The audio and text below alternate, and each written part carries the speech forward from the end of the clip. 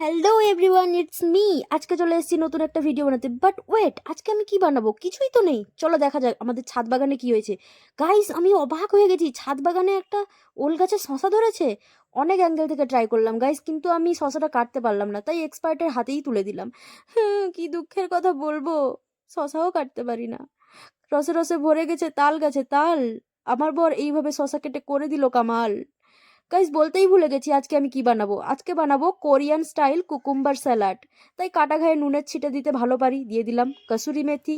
এরপর রসুন কুচি, পেঁয়াজ কুচি, ধনিয়া কুচি। চিলি ফ্লেক্স নেই গাইস আমাদের কাছে, তাই শুকনো লঙ্কাটাকে দলে দিয়ে দিলাম। তার সঙ্গে একটু সাদা তিল, একটু ভিনিগার আর একটু সয়া সস দিয়ে ঝাঁকানাকা ঝাঁকানাকা করে মাখিয়ে নিলাম। প্রথমেই দিলাম এক্সপার্টকে টেস্ট করতে। এক্সপার্ট তো খেয়েই দারুণ বলল। Heavy taste.